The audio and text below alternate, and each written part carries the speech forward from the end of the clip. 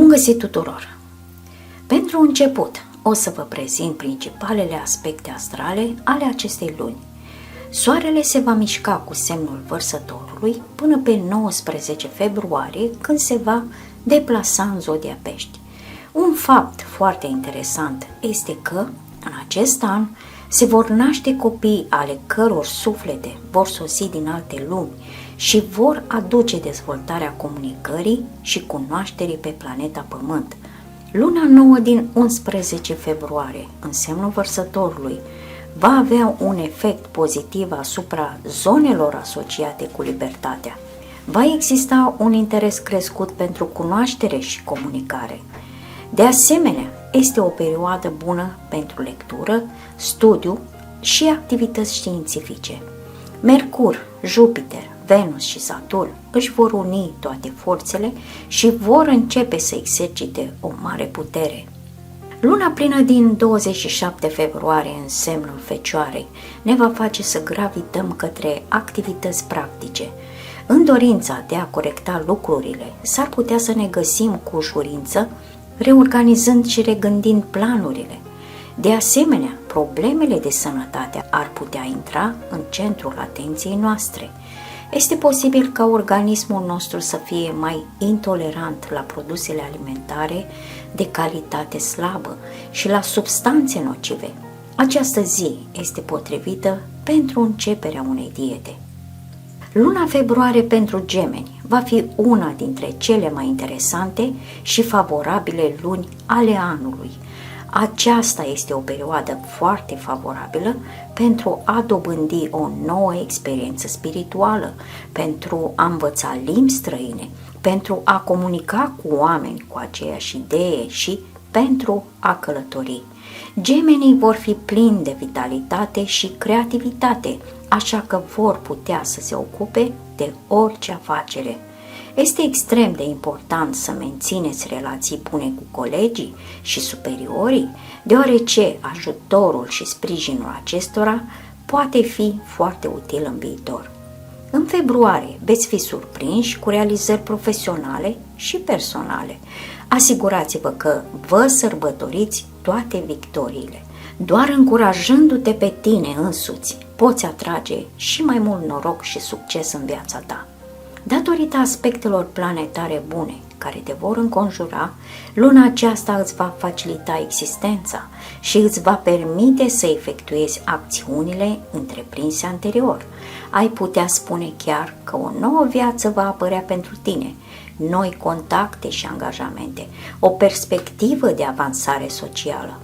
Luna, aliatul tău, îți va aduce subtilitate în judecățile și pozițiile tale, te va face priceput în toate negocierile și te va ajuta să stabilești relații pozitive și plăcute cu ceilalți.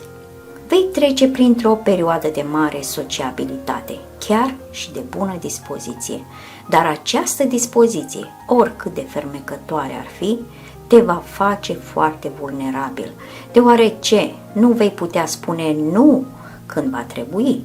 În orice caz, ar fi bine să fii egoist în legătură cu aceasta, rezistând tuturor solicitărilor nejustificate, ale cărora tu vei fi obiectul. În primele 2 săptămâni, spiritul vostru de inițiativă și entuziasmul vostru vor fi bine susținute de fluxul bun al lui Marte. Prin urmare, veți putea efectua proceduri delicate pe care întotdeauna le amânați până la calendarele grecești. De asemenea, veți putea avansa proiectele voastre profesionale importante, dar oricare ar fi abilitățile tale, nu merge singur. Ar fi bine să apelezi la ajutorul unor oameni competenți și binevoitori. La locul de muncă nu veți întâmpina probleme, dar vă vor lipsi succesele mari. Ați putea spune că luna februarie se va dovedi a fi destul de plictisitoare în acest sens. Treburile zilnice nu vor merge prea mult dincolo de activitățile de rutină.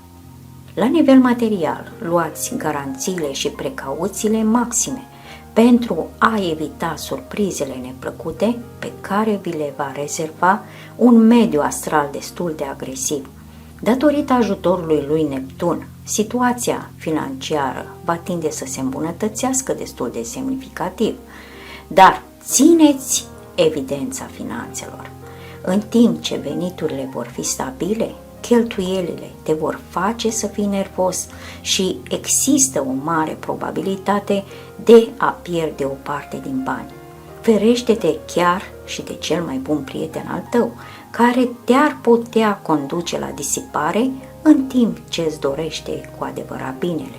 Reprezentanții șomeri ai semnului nu se vor teme să încerce într-o afacere nouă. Poate că în final îți dai seama de tine în creativitate.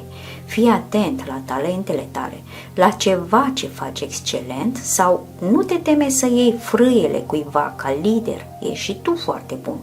Începutul lunii februarie va fi probabil ocupat profesional și mulți nativi, într-o oarecare măsură, vor fi obligați să-și sacrifice viața personală. Aproape complet capturați de munca lor, unii reprezentanți ai acestui semn zodiacal ar putea uita complet de persoana iubită. Cel mai probabil, o astfel de atitudine va jigni cealaltă jumătate, dar este puțin probabil ca nemulțumirea să fie exprimată cu voce tare. Insulta se va maturiza treptat și într-o zi va risca să escaladeze într-un scandal grav. Dacă nu doriți această dezvoltare a evenimentelor, încercați să luați măsuri pentru a menține o relație caldă. De exemplu, luați o scurtă vacanță și petreceți-o cu persoana iubită. A fi împreună vă va aduce mai aproape. Dacă ești singur, Venus, planeta iubirii, te va face foarte deschis și dornic de întâlniri și cunoștințe. Un astfel de climat se va dovedi a fi de bun augur și fiecare va găsi cu ușurință ceva pentru el. Cât privește sănătatea, Pluto vă sfătuiește să aveți grijă. Adresați-vă imediat medicului vostru dacă aveți o problemă de sănătate, în loc să o tratați cu dispreț. Odihniți-vă dacă vă simțiți obosiți.